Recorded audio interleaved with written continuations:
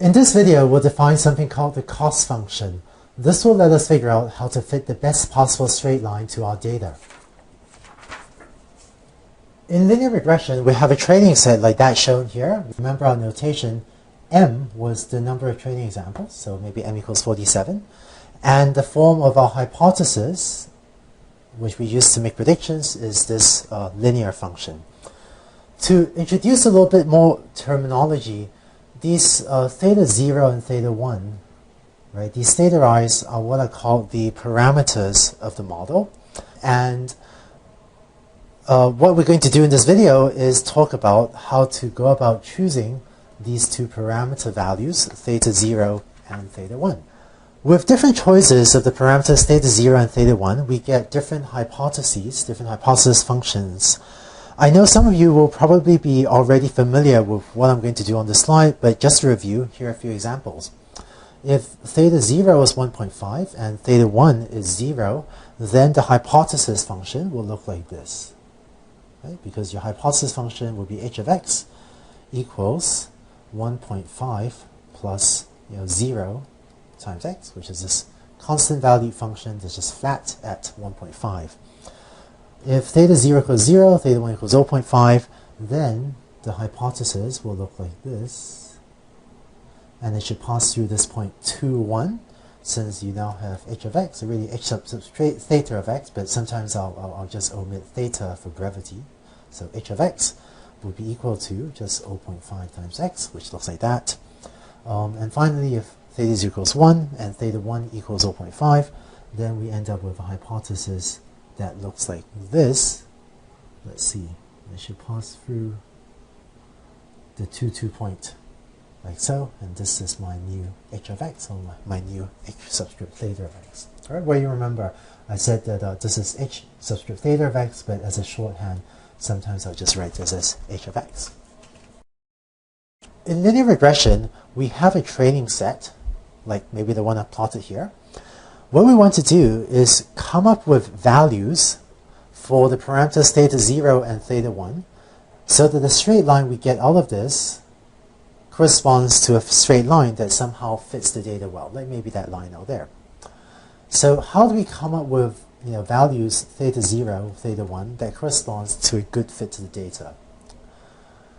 The idea is we're going to choose our parameters theta 0, theta 1 so that h of x, meaning the value we predict on inputs x, that this is at least close to the values y for the examples in our training set, for our training examples. So in our training set, we're given a number of examples where we know x, the size of the house, and we know the actual price it was sold for.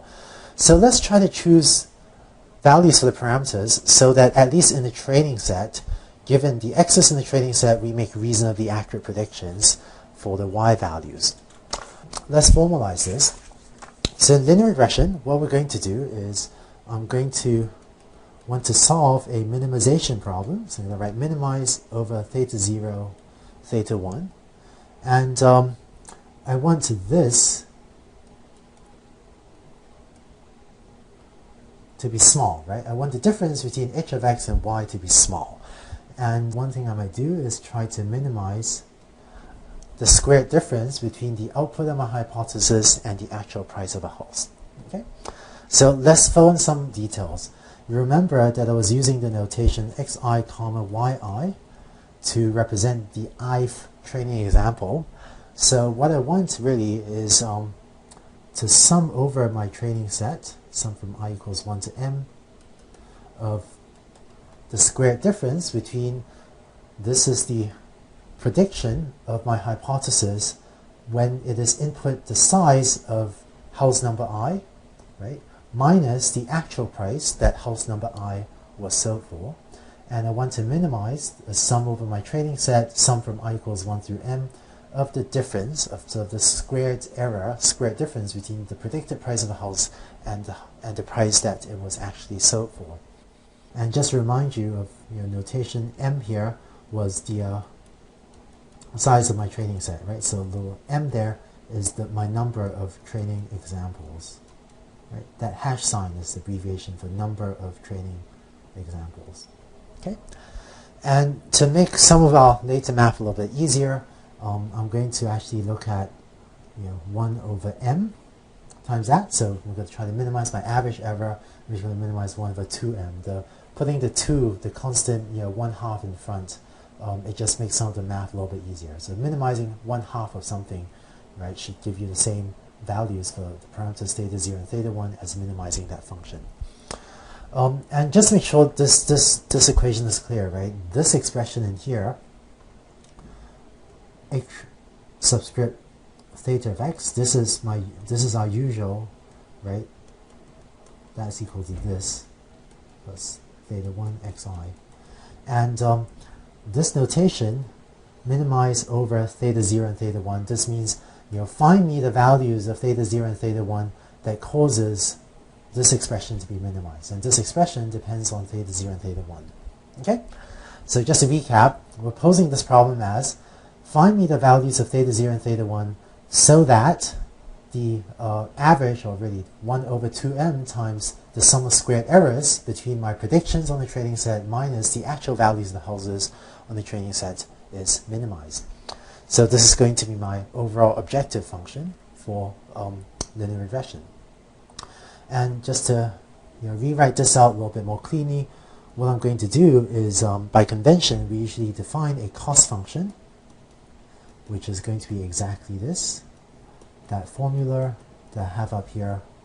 And what I want to do is minimize over theta 0 and theta 1 my function j of theta 0 comma theta 1, where just write this out.